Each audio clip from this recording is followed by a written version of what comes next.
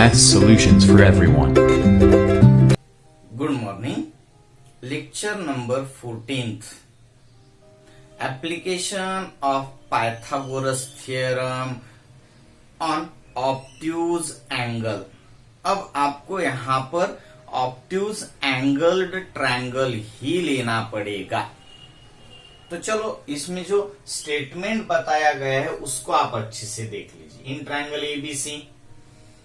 ABC है। इस triangle में angle ACB is obtuse angle. इसमें एंगल ए सी बी यानी सी वर्टेक्स पर बना हुआ एंगल ऑब्ट्यूज एंगल है। अब ये ऑब्ट्यूज एंगल है तो और उसके आगे segment AD perpendicular to segment BC. AD जो है वो बीसी को परपेंडिकुलर है। Then prove that. अब आपको यहां पर फिगर अच्छे से देखनी होगी। एंगल ए सी बी देख पाते हो आप तभी समझ लेंगे। एंगल एसीबी आपको ऑब्ट्यूज एंगल के तौर पर ही देखना है और तब बनेगा आपका ट्रायंगल एबीसी। एबीसी ट्रायंगल तो है, उसमें एंगल एसीबी ऑब्ट्यूज एंगल हमने ले लिया। अब इससे अलग तो आप नहीं ले पाएंगे। ये अगर यहां तक लेते हो तो वो तो राइट एंगल बन जाएगा। ए सी बी ये नहीं लेना है। इससे कम लेंगे तो वो तो एक्यूट बन जाएगा। इससे बड़ा 90 से ग्रेटर देन एंगल तभी आप कह पाएंगे कि ये है ए सी बी ऑब्ट्यूज एंगल। और अब इस ऑब्ट्यूज एंगल में इसको मैं इरेज कर देता हूं। इस ऑब्ट्यूज एंगल्ड ट्रायंगल में ए से वर्टेक्स ए से एडी परपेंडिकुलर ड्रॉ किया जाएगा। किस साइड पर? तो बीसी साइड पर। तो अब बीसी पर परपेंडिकुलर तो आप करेंगे मगर बीसी यहां तक है ही नहीं, तो आपको बीसी को प्रोड्यूस करना पड़ेगा रे बीसी के तौर पर। यानी बीसी को बढ़ाना पड़ेगा। प्रोड्यूस करना यानी आगे लेकर जाना होगा, यानी यहां इधर लेकर जाना होगा। अब आप ए से एडी परपेंडिकुलर देख पाएंगे। देख पाते हो? इस तरीके से आपको फिगर देखनी पड़ेगी। और जब आप फिगर अच्छे से देख पाते हो तभी आपको आगे की भी बातें समझ आती रहेंगी। ये तो बहुत इजी है। तो चलो हम फिगर को ही लेकर आगे जाएंगे। फिगर ट्रायंगल एबीसी की है जिसमें एंगल्स बहुत इजी है। तो चलो हम फिगर को ही लेकर आगे जाएंगे। फिगर ट्रायंगल एबीसी की है जिसमें एंगल सी ऑब्ट्यूज एंगल है और उसमें एडी परपेंडिकुलर ड्रॉ किया है बीसी को। तो इस तरीके से आपकी फिगर बन गई। और इस फिगर में आप फिर से वही बातें दोहराएंगे। ए की अपोजिट साइड बीसी को ए स्मॉल ए के तौर पर देखेंगे। सी की अपोजिट साइड ए बी को स्मॉल सी के तौर पर देखेंगे सी। और बी के अपोजिट साइड ए सी को आप बी के तौर पर देखेंगे। सी डी को फिर से एक्स कहेंगे मगर यहाँ पर बीसी पूरा ए ही है तो ए ही लेंगे। चलो अब गिवन के तरफ जाएंगे हम। गिवन में लिखेंगे क्या? In triangle A B C angle A C B is an obtuse angle. ये ऑब्ट्यूज एंगल है। And segment AD perpendicular to segment BC. AD perpendicular to BC given हो गया। टू प्रूव की तरफ जाएंगे तो आपको पता है क्या प्रूव करना है ऑलरेडी। ए बी स्क्वायर यानी अब ऑब्ट्यूज एंगल की सामने वाली ही साइड सिर्फ और सिर्फ वही देख पाएंगे आप। यानी यहां पर आप अगर बी देखेंगे तो बी फिर से एक्यूट एंगल बन जाता है, तो एक्यूट के ही तौर पर देखना चाहिए आपको उसको। उसको फिर से आप किसके तौर पर देखेंगे?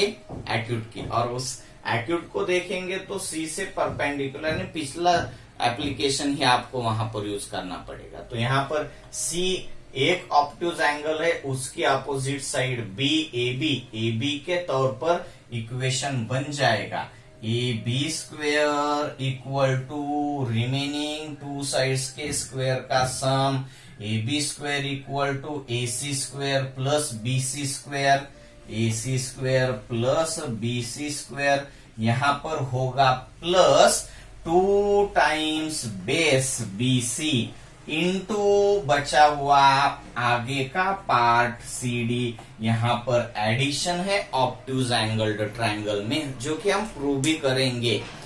एक्यूट में सब्सट्रैक्शन था 2 टाइम्स बेस इंटू एक पार्ट। सिंपल है। एक्यूट एंगल में भी आपने देखा है, यहां पर भी वही देख रहे हो, यहां पर मगर ऑब्ट्यूज एंगल के तौर पर देख रहे हो बेस पे। ठीक है, तो अब हम सीधा जाएंगे किस तरफ? तो प्रूफ की तरफ जाते हैं। प्रूफ में वही बातें दोहरानी पड़ेंगी। In triangle A B C, in figure कहिए, इन फिगर, क्योंकि एबीसी में सीडी नहीं आएगा और सीडी को तो आपको एक्स सपोज करना है, तो एबीसी में नहीं आता है, इसलिए हम इन फिगर कह रहे हैं।